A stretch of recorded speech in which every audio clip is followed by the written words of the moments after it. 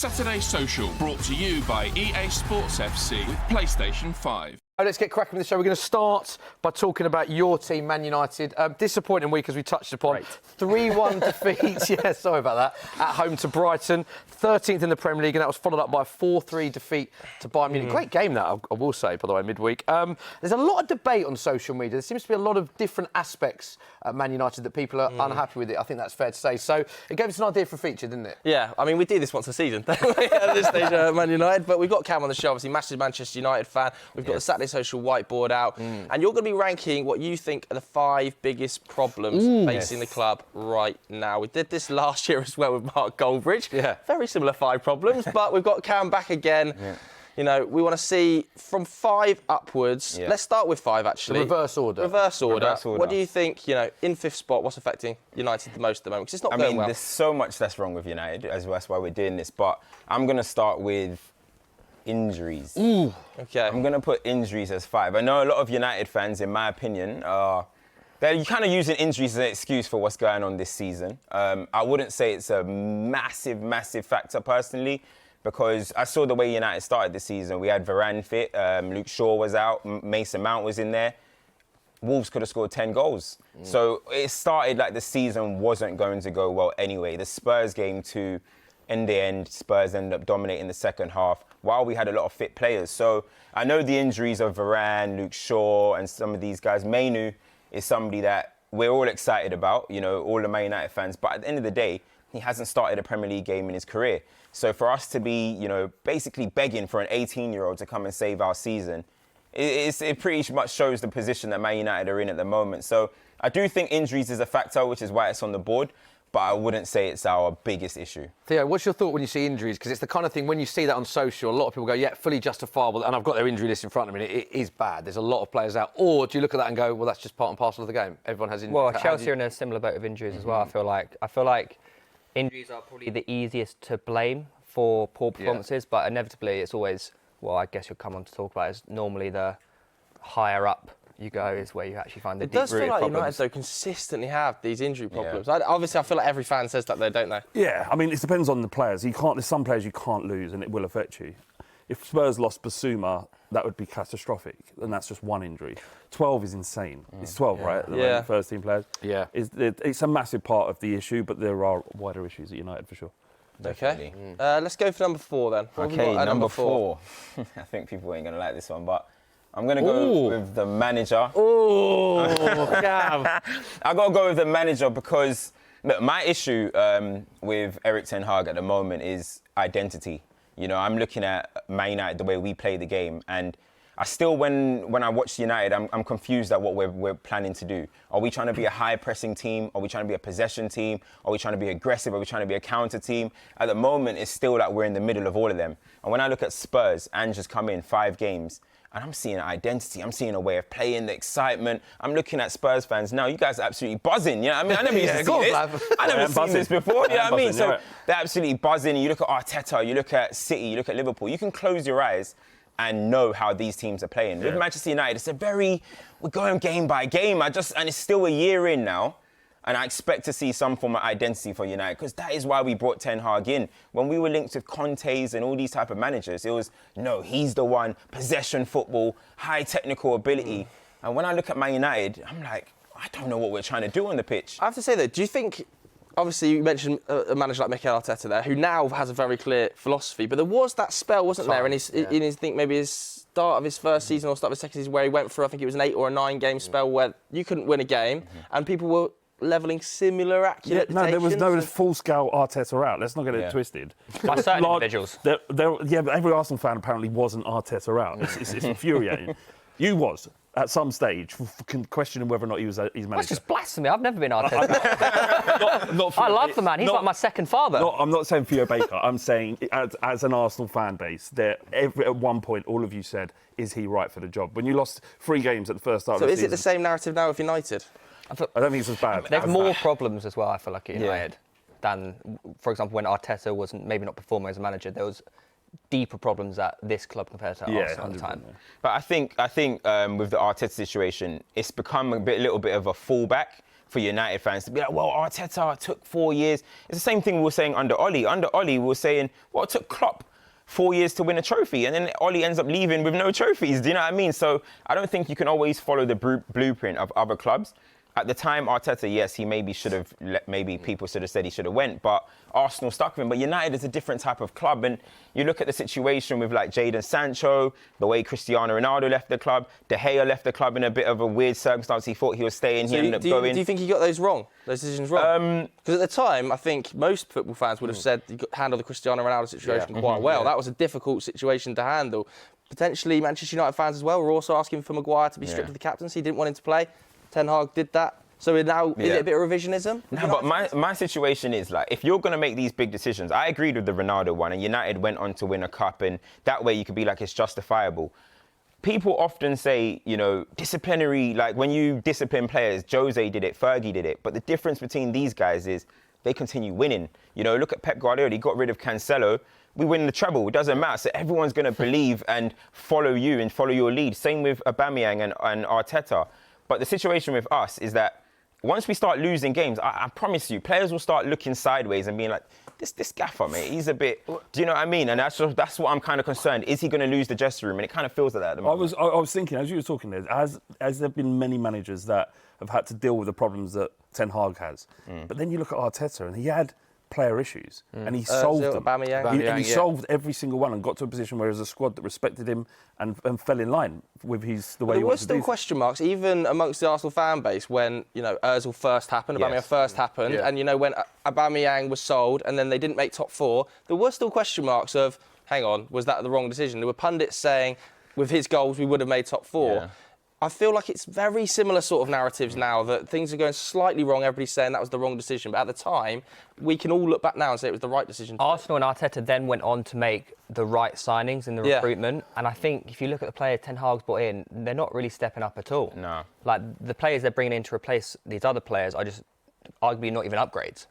OK, well, what have we got It brings us nicely on to the next one, actually, doesn't it? Yeah. Third. Next, I have got the players. So this isn't recruitment, this is the current players that you've gone with. So just tell us about why this is such a big issue for you. For me, I just think with the players that Manchester United have, we have a certain ceiling. I look at Arsenal, I look at City, and even Liverpool, and I don't think our squads are as good as those three, you know? And then I look at some of the players, I look at some of our leaders.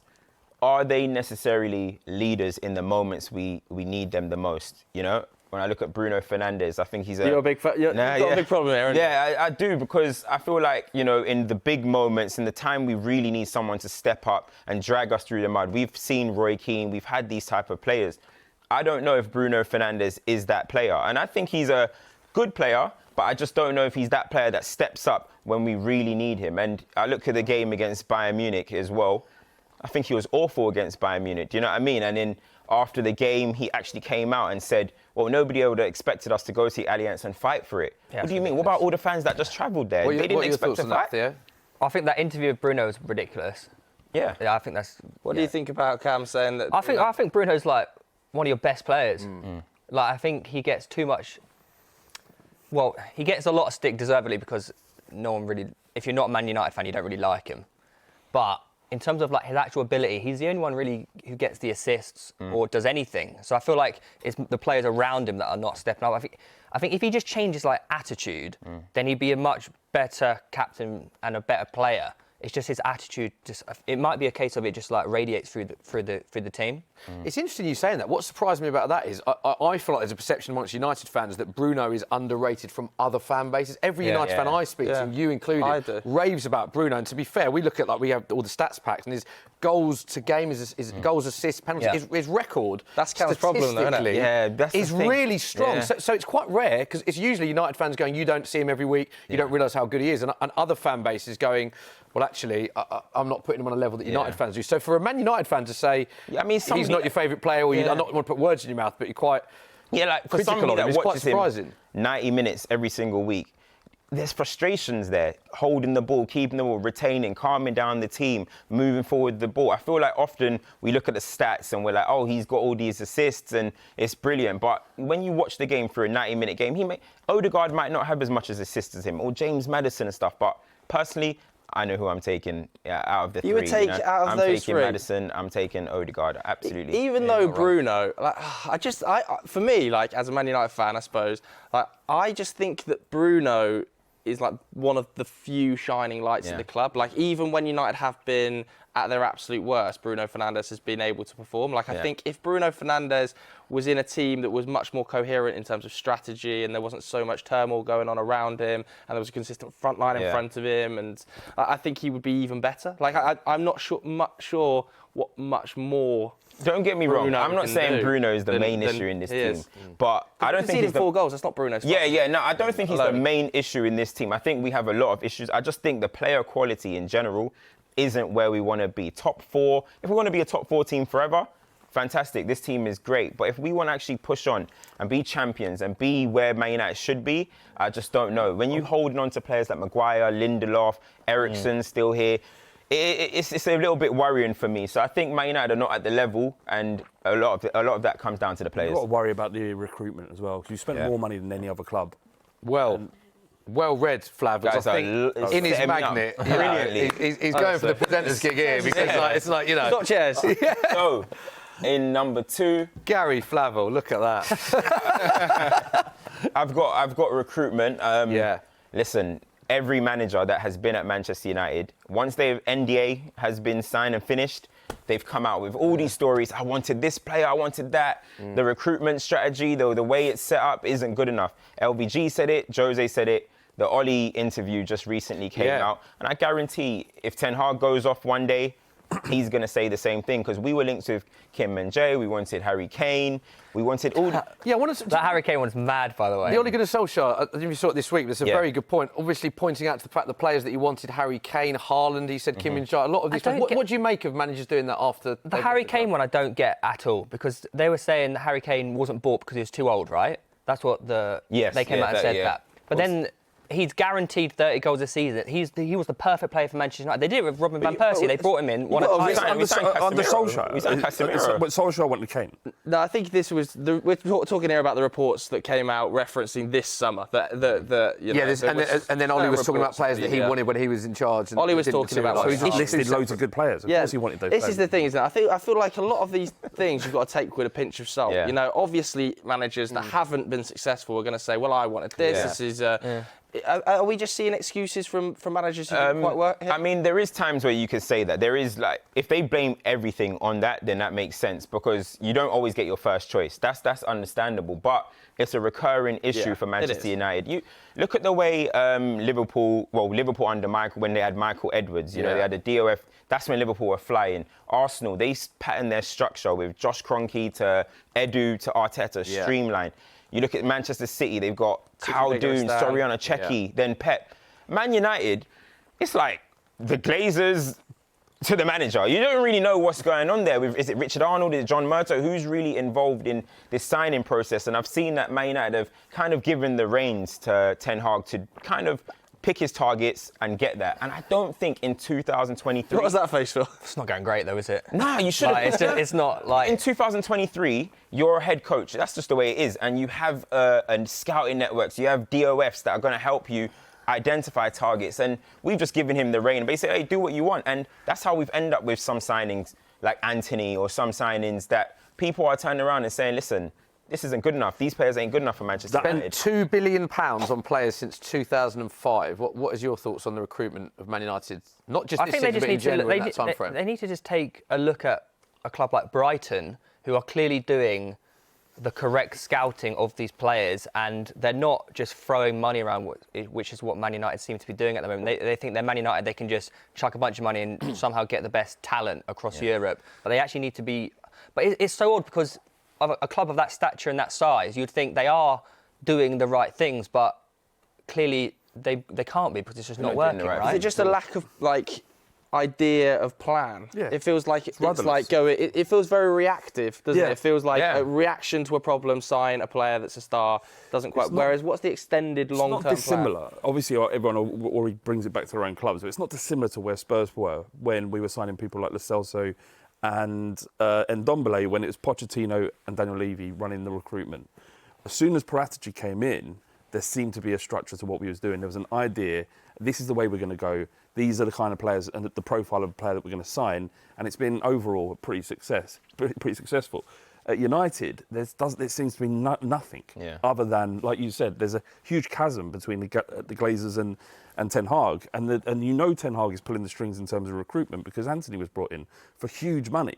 And a lot of other Ajax players or Dutch players he's known, that he's worked with. Even Sofian Amrabat, who's worked with. Everyone seems to have some form of links to Ten Hag or his agency. But not only with recruitment, I wanted to put... The reason I have it so high as well is because of sales as well. I think I wanted to put that as part of the recruitment because Man United can't sell. Man United can't sell players. How we still have Maguire at the club, McTominay at the club, Lindelofs. These guys are being hoarded. It's like we can't get rid of them because of the massive wages that they're on. Man United can't move these players on. We moved on De Gea, we moved on Fred. But this was meant to be the summer where Man United, clear out, wow, fresh new blood into the team. And you actually walking into the season, it's the same players that we've seen under Jose Mourinho, that we've seen in the first season of Oli. And I got to put that down as part of the recruitment kind of process. It's just not good enough, man. Okay, final one, the big one. The biggest problem at Man United for you, Cams, what are you going with? The owners. I think every single Manchester United fan in the world, I've got to agree with you. You agree with me as well. Absolutely. Right? Yeah. I mean, the Glazers, it's been an issue since 2005, as you mentioned, since they've taken over. Everybody knows about the way they bought the club. You know what I mean? They bought it on loans. They put Man United in so much debt. And it's debt that Man United are still paying for now, until today. So, of course, when you're taking money out of the club and still paying yourself dividends, I mean, you just see what the fan reaction is towards them. And one thing that everyone's going to say is, well, you know, United weren't complaining when you're winning trophies. You look back, the green and yellow was still there when Man United were winning trophies. Yeah, but there's one thing protesting and one thing wearing a scarf. Look, for the record, Glazers are 100% responsible for all of this because look at where they have the club now in terms of how good they are as a footballing entity and what they were when they took over. It's like two different clubs. They've riddled the club with debt, but they have provided every manager with all the money they could possibly need. And it hasn't... But it's the club's money. But does money mean support? Does money mean support, though? Money doesn't necessarily mean that's support. rule one, I think, in terms of supporting the manager, is giving them the money they want to spend. That's what most managers would dream of. But... And I get it's not their money. They haven't invested anything. Man United are and should be the biggest club in the world based on the revenue that they generate. It's all their own money. But most clubs are like that. Like Daniel Levy and ENIC don't put their own money. But is it also a failure from them? They're not good. They're not the greatest owners in the world, are they? They've got you guys doing nothing. You were ENIC out on are we? Is Spurs now the poster boy of great ownership? You're saying you agree with your... We're talking about Manchester United. We're not talking about Spurs. Hang on. I will say, look, you would swap Daniel Levy for the Glazers. Any manager would, right? ENIC, if there was an option for ENIC's model to be swapped from Tottenham to... But that's down to how bad Glazers are, not how good ENIC is. We've won one trophy, one League Cup in 20 years under Daniel Levy. That's the main bugbear for Spurs fans. When things are going bad, people are very angry and ENIC comes out. Now, there isn't a whisper of it. So taking it back to Man United, you're saying you agree with the order, but you're saying that it's more complex than just the Glazers. Is that what you're saying? There's other issues that are... I'm saying there's massive from the top, man. When a fish stinks, it stinks from the head, right? That's the saying. So fish rots, I think is the phrase. That's when it stinks. Getting close. I'm not sure how it stinks. I'm 100% right. I've never heard of that. But yeah, fundamentally, Glazers are responsible for all of this because they are the controlling element to Manchester United. But there are failings at every level. Every wrong decision, fundamentally, the buck stops with the Glazers, and the sooner they are out of that club, the sooner Manchester United returns. Well, there is confirmation of Cams' 5 biggest problems at Man United in order. Let us know what you think of that at home. Enjoyed that, Cams, and it's good to get Theo Flav's take as well. Thoughts on that, Joe? Yeah, I think it's pretty cool. Eric, I'll be slightly concerned about Eric, but you know. Yeah, I know. Wait, so where would you put Eric? 5th? Yeah. He doesn't at the end of the season. Let us know what you think at home anyway. Let us know what you think. Wow, big shout from Flav.